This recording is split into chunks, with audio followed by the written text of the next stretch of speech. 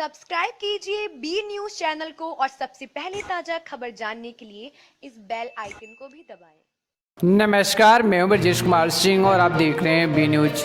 उत्तर प्रदेश के देवरिया जनपद में लगातार कोरोना पॉजिटिव मरीजों की संख्या बढ़ती जा रही है। आपको बता दें कि देवरिया में रुद्रपुर समुदाय स्वास्थ्य केंद्र के लैब टेक्नीशियन समेत 3 लोगों का कोरोना पॉजिटिव मिले हैं। जिले में कुल पॉजिटिव की संख्या 151 हो गई। वही 109 लोग अपने घर जा चुके हैं, यानी कोरोना जैसे बीमारी से ठीक होकर अपने घर जा चुके हैं, जबकि एक्टिव केस 39। वहीं अब तक 3 लोगों की मौत भी हो चुकी है। इस मंगलवार को 179 कोरोना संदिग्धों की सैंपल गई थी, जिस सभी लोग की सैंपल बीआईडी भेजी गई थी। वहीं सीएमओ डॉक्टर आलोक कुमार पांडे ने बताया कि बीआईडी मेडिकल कॉलेज गोरखपुर से मंगलवार को आई रिपोर्ट में LT के अलावा रामपुर चौराहा, गौरी बाजार और रामपुर हीरा राम देसाई का एक व्यक्ति संक्रमित मिले और LT को दोबारा जांच व इलाज के लिए बीआईडी भेजा दिया गया है। 2 अन्य संक्रमित सेंट्रल एकेडमी में भर्ती कराए गए हैं। वहीं रुद्रपुर CHC परिसर को सील कर दिया गया है। उसके आस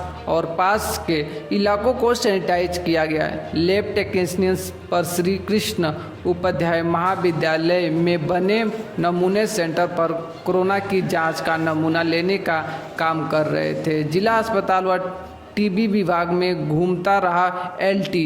आपको बता दें कि TruNet मशीन से जांच के लिए सैंपल देने के बाद LT जिला अस्पताल व टीबी विभाग में घूमता नजर आया।